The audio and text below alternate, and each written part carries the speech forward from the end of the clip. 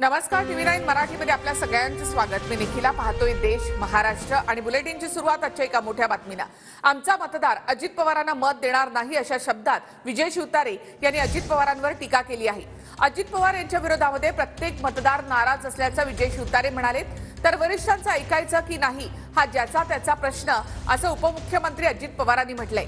विजय शिवतारे उद्या आपला निर्णय जाहीर करण्याची शक्यता आहे। विजय शिवतारे यांनी पुरंदरमध्ये उद्या पदाधिकाऱ्यांची बैठक बोलावली आहे। बारामतीची लोकसभा निवडणूक लढवण्याबाबत शिवतारे निर्णय घेण्याची शक्यता आहे। दादांबद्दल खूप नाराजी आहे तुमची। दादांबद्दल माझी नाही नाराजी, माझ्या मतदारसंघातील प्रत्येक व्यक्तीची नाराजी आहे, प्रत्येक मतदाराची नाराजी आहे।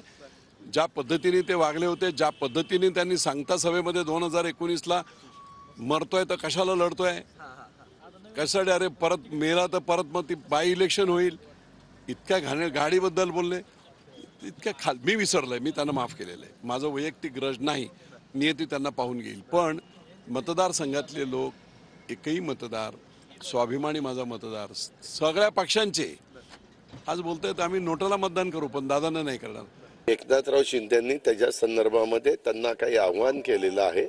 आता ऐकायचं नाही ऐकायचं वरिष्ठांचं, त्यांच्या नेतृत्वाचा हा ज्याचा त्याचा प्रश्न आहे। आम्हाला वातावरण खराब करायचं नाही।